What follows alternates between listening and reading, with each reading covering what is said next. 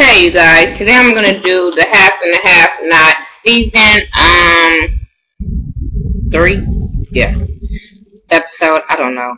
We'll put it in the description box when I get to it. It starts off where it left off last week it started off where Hannah and Jim is thanking the guests for coming, everybody is leaving. So she goes back and goes into the kitchen or whatever. And Hannah's there, and she's excusing Hannah, telling her she can go home. And Hannah's just making sure she's all right and stuff like that. And she's telling her she's cool. You can go home. And so Hannah noticed her. Hannah was, after they finished talking, Hannah was about to leave, and Hannah noticed her about to pour some water in this pot. So Hannah was like, I can do it. And she was like, no, I got it. Just got a little snippy with Hannah or whatever. And but she just was basically telling Hannah, I just need to do something, I need to keep busy kind of stuff. So Hannah kind of understood that, knowing she was grieving or whatever. That's what Hannah's thinking. Hannah thinking like, okay, she's grieving. This is what she needs to do to keep busy or whatever. I'm going to give her that. So Hannah excuses herself. And she goes in there and pour water and wake up Candace. I said, bitch, you is waking up the lions. Like, for real, for real. So, basically, Candace like, are you crazy? Like, y'all tripping. Like, y'all don't know what y'all doing. And that's just what I said last week. Like, Candace got a problem. And so, if you was gonna hit her, you should have hit her to kill, because you never know what she would have up her sleeve once you do this. But Catherine is on this whole thing that I need to find out what happened to my daughter. I need to find out what you did to my daughter, what made her snap, all that kind of stuff. And I'm sitting there like, y'all gonna feel dumb. Y'all gonna really, really feel dumb. Then when the bitch gonna tell her, you a low bitch from the low parts of the track, she was like, no, I am a high bitch. What she say? I'm a rich bitch from the low parts of... Whatever Candace said, I said yes. Yes, Candace, tell her that I like me some Catherine when she be going after Jim, not when she go after Candace, because bitch, your fight is not with her, it's with Jim. But okay, your daughter was always with her. You notice a change once your daughter start hanging with her. So, since we can't blame it on hubby, okay, we'll blame it on the next best thing. It's Candace, because Candace was hanging with her. But that's when people never want to fall in what they have done. But we'll roll with it. Hannah was getting ready to leave. So, Hannah seen Candace's car, because remember they told her Candace was gone, she been gone, all that kind of stuff. So when she seen the car, she goes back in there. She kind of hear them talking or whatever. She knocks on the door, and they're like, "Oh shit!" And Jim was like, "I told you to leave." Really? Now we know that Hannah don't like her daughter, but Jim, did you really think Hannah was gonna leave her in there for y'all for real? Really? No. So she walks in there like, wait a minute, hold up, this is my daughter. Like, what are y'all doing? And they like, we told you to leave, Hannah. We told you to leave. I'm like, y'all sound stupid repeating y'all stuff on that dumb bullshit. But she was like, this is my daughter. I'm not gonna leave her or whatever. You're not gonna hurt my child. So then that's when Catherine started telling Hannah that Candace knows something, like she had something to do with Amanda's breakdown or whatever. And that's when Hannah flipped it and got on Candace, and I'm like, are you kidding me? Like, regardless if your child is wrong, and I'm all for, you checking your child and you make them deal with their consequences or whatever like that. But in this instance, and your daughter told you that they hit her with a bottle. See, first of all, I don't give a fuck how bad my daughter is and what she have done, but when a bitch tell me that you hit her with a bottle, I'm sorry, your husband would have been getting you up off the ground, Catherine. I'm just saying. So, Hannah was pissing me off. So Hannah kind of jumped on their side and was like, you gonna tell them what they need to know? No, boo-boo. Ain't nobody else gonna check my child. I question her when I get home. Me and you, Catherine, been cool. We've been cool all through your breast cancer, all through your daughter's death. I'll get the answers and I will let you know. That's what was the right thing for Hannah would have been done, but now you know how Hannah is, and this bond she got with her homegirl, whatever. That just rubbed me the wrong way. But you know, Hannah was basically telling Candace like, you gonna tell them. So they basically all up in her face like, you did something. She had a nervous break before, but but we got a hold of that. This we didn't know nothing about, and you did this and you did that. And Candace was like, hold up, fuck all that. Y'all gonna stop blaming me for this shit. That girl was raped. And they was like, no, y'all knew right then and there that she was fucking telling the truth. But she told them like she was raped by her, and then he gonna say by one of your Johns.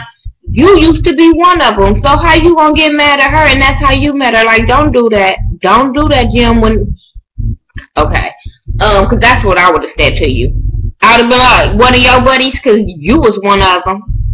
But she was like, no, it was one of her professors.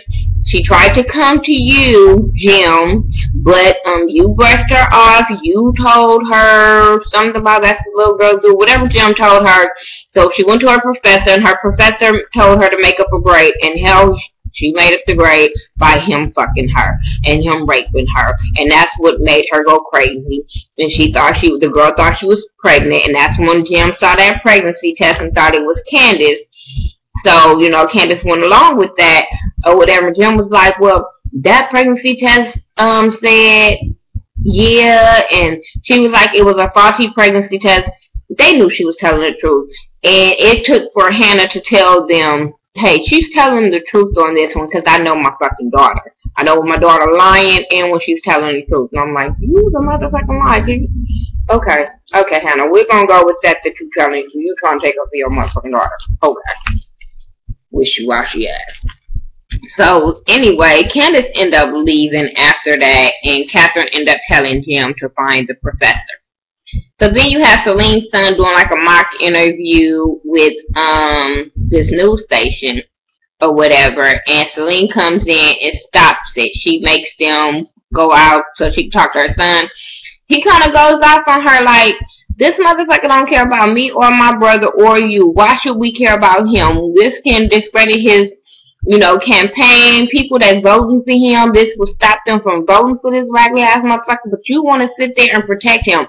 And I don't understand. That's why I said, I'm sorry, we're in our third season. We need to get to the bottom of this Jim and Celine situation because I don't get it. And she too damn old to be this damn dumb. Like, come on, we need to rush this along, Tyler Perry. Like, this ain't ABC One Life to Live by my children. And you don't stay on that long for to drag out that long. I'm just saying, I love you and all that, but we need to know what's gonna happen because what's going on with them because she looking real dumb right now, like a little fucking 16-year-old, and she too damn grown. Her son too damn grown to be listening to her. Cause I'm sorry, once you get a certain age. Fuck that. All that mama, protect your mama bullshit when this is your father and he's dogging you and your brother. Fuck your mama feelings. That's how I really, really feel. I feel like when this kid's involved and she's not doing what's best for the kid, boy, you do what's best for the kid. Fuck what she talking about. So he puts the people out. He tells them they can't do the interview because Celine don't want them. Excuse my nail, bro. Celine don't want them to do the interview or whatever. And so the lady was like, okay, we erased it, but Celine was like, you gonna erase it right here. The lady was like, no, I'm not. It's property of the news. No, I'm not, because they was recording him the whole time they was doing that mock interview. And I was like, good. I hope they put it out. I'm not. Fuck Celine talking about. You don't want to tell us? Let it all come out through the news station. Moving on, Veronica goes to Benny's house and flirt with him, and he tried to give her the key back. He really didn't want to fuck with her, but he said he a man. And she flirted with him, and next thing you know, they going in the room to fuck. Basically what happened. I was so disgusted. There was nothing sexy about that soft porn. I was disgusted. And if it would have been Benny with somebody else, okay. But Veronica irritates my soul so bad that I didn't want to see her get naked. I didn't want to see her body. I didn't want to see her try to be flirtatious. I don't like Veronica. Candace goes to the hotel room and Oscar's there. I really need to know what's up with him too, god damn it. Like, I don't like this drag on shit. Just tell me what's going on. I'm just saying. I mean, I know this makes for a good show and make us keep watching, but I really need to know what's going on with Oscar and my girl Candace, because you can't be hurting my homegirl like that. I'm just saying I like Candace. One of my favorites on the show. So, when, he was just telling her that he was coming to check on her, and she was like, why are you being like this? Why are you being so fucking nice? Like, Candace ain't used to this. Candace ain't used to this being nice type thing. And so he was just basically telling her, like, I really want to get to know you, and I really want to know your story. So she laid all her bullshit out on the table. Next thing she asked him about him, and he laid all his bullshit out on the table about his wife and how he, after her death, he slept around. I don't know if he slept around before her death, but I know he did say he slept around after her death or whatever. Next thing you know, they both was fucking. Jim looking for the professor, and he couldn't find the professor on the phone. So Hannah coming there going off on him, talking about you need to fix this, you need to fix Wyatt. I told you about Hannah, Amanda, you didn't listen, so you better get to Wyatt in time. And so he was like, okay, I'm going to handle that today. Well, he's like, I'm going to handle it. She was like, when? He was like, I'm today. So he go in there and tell Wyatt, get your ass up and get in the car. I'm like, Wyatt is a grown-ass man. Did we all forget these are grown-ass kids? Like, I get what I'm saying, kids, but they're young kids. They grown-ass adults. All this, get your ass over here, do this, do that. I don't understand how this is rolling and being okay, but maybe when your parents are paying your bills, rent, all that, car notes, all that type of shit, then, hey, they could tell you that. But after he would have kicked my ass the way he kicked Wyatt ass, I wouldn't have gotten a motherfucking car. And you know what your daddy capable of. That's dumb as hell to me. But hell, you gonna do it, so we gonna see what's gonna happen with it. Candace and Oscar, they had a little after sex talk or whatever, and about finding her son, and he encourages her to go see Quincy. That's why I said I need to see what's going up. You either gonna be here for her or you not. But I'm just saying, I'm getting a little irritated with him. But Candace, like I said, he told him to go talk to Quincy, and then he was saying how he was trying to get ready to leave. And she was like, you don't need no excuse to get your ass up and leave. Just get up and leave.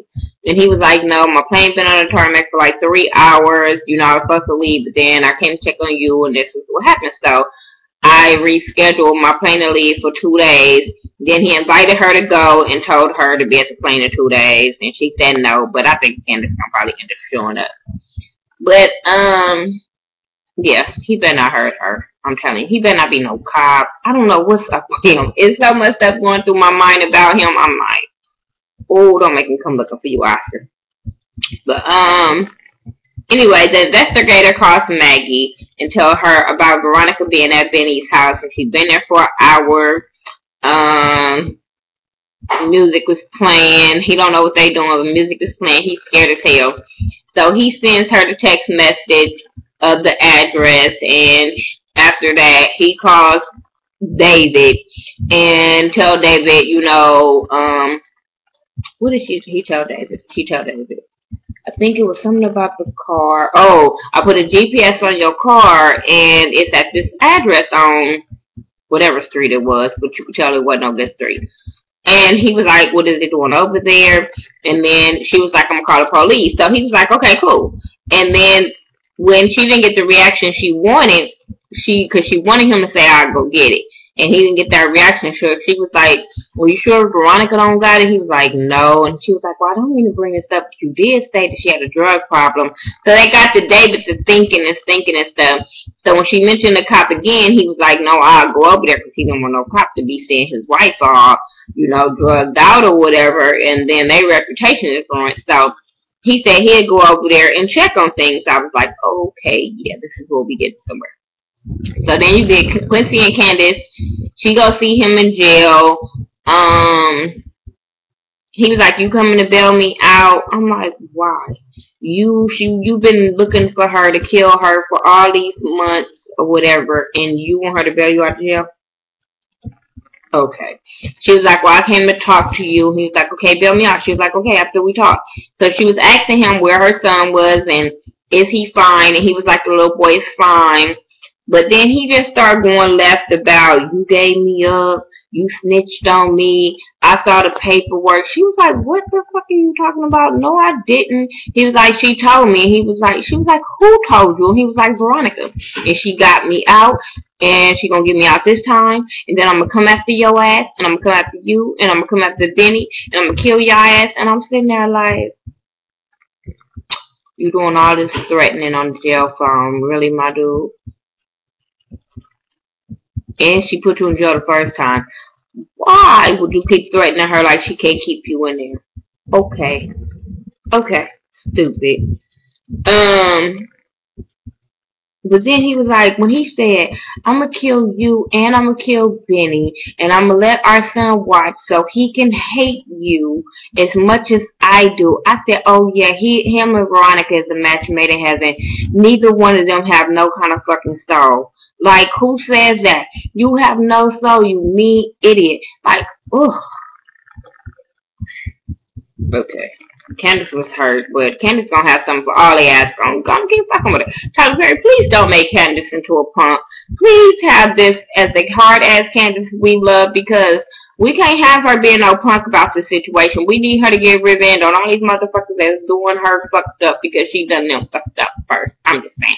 I like her. She's my villain to like. I just like her. So anyway, it ends where David arrives to Hannah's house, and as he about to, he walking up in the driveway, Hannah walks up and like, what you doing over here? He like, what you doing here? Like, he was like, you live here? She was like, yeah, what are you doing? He was like, this is my truck. And she was like, yeah, my son Benny had it. Your wife gave it to got out of jail and gave it to my son Benny or whatever. And he was like trying to figure out why. And then she was like, okay, we can go in the house and ask them together. I'm like, yes, please, run. Go up the stairs. Hurry up. So they go in or whatever, and she's looking for Benny. And she was like, hold on real quick, let me go get him or whatever. So she opens his door, and Benny and Veronica is in there smashing, and I was like, ew. And Veronica had this look on her face, laughing, smirking. I'm like, you all the way wrong. First of all, because Benny don't have nothing to do with y'all bullshit. He shouldn't have to be in the middle of this shit, so that's kind of wrong. And bitch, you need to be committed. You need to really be fucking committed. Something wrong with that broad. Like, she's the devil. She has no soul, she just the devil. I don't fuck with Veronica. She, as much as I be liking her catchphrases, her sayings or whatever, that bitch is crazy. And next week it's gonna get even better because Hannah's gonna go off on that bitch and be like, bitch, get out of my house. She gonna say, nah, this is a bad neighborhood. Bitch, you black. Get your ass out. I said, yes, can you please swing on her when you, well, we know Rihanna the Christian. Okay. Because I would have hit the bitch hit up and then smashed on my son, and you look like you could be his grandma, mom, if you would have got hit. And then the Melissa girl gonna get some balls and start talking shit to Jeffrey about if his mama reneged, she gonna get him for child support. She gonna come after him. And I'm like, bitch, you gonna be in jail because you're nasty. You're ill. Like, don't act like you didn't play a part in this motherfucking baby daddy, baby mama situation. Girl, boo, see, this is when you need little cousins. I'm just saying. Handle that bitch real quick. I'm just saying. Anyway, that's my review for the Half and a Half Not Season 3 episode 1,000,000. I don't know. I'll put it in the description box like I said before. I think it's like 18, 19 shit. I don't know. I just know it's continuing. I'm your girl, Miss Nika. For all my new subscribers or new people that's watching, I do everything on social media about the Ghetto View. Make sure you follow me, talk to me, communicate. We will talk to each other. Make sure you check out my girl Ashley Miller, Mike B. He also do Half and a Half Not, some more love do have and have nots. So check all these YouTubers out there, growth YouTubers. Can't wait to see them in September. Hope everybody coming to the blackout. And before I go, I'm going to keep mentioning this all week. I will be on the radio for my first radio interview on Friday at 5 o'clock Pacific Coast Time. Pacific Coast Standard Time. I don't want y'all trying to correct me. At 5 o'clock on lvrocks.com, or you can download the TuneIn app and type in LV Rocks Radio or LV Rocks, I think it is, and it'll come up. And make sure you guys tune in, support me, call in, look at my other video, Support Tuesday video I did today, and I set the number on there. I will put the number in the description. But call in and support your girl like I support everybody else. I want you guys to call in and show your love and support. If you want me to give shout outs, please leave them in the comment section. And if I see them before Friday, before I go to the radio station, I would definitely shout my subscribers out, because if it wasn't for you guys, I'll be sitting here talking to myself. Anyway, alright you guys, I'll talk to you guys on the next video. Alright, peace.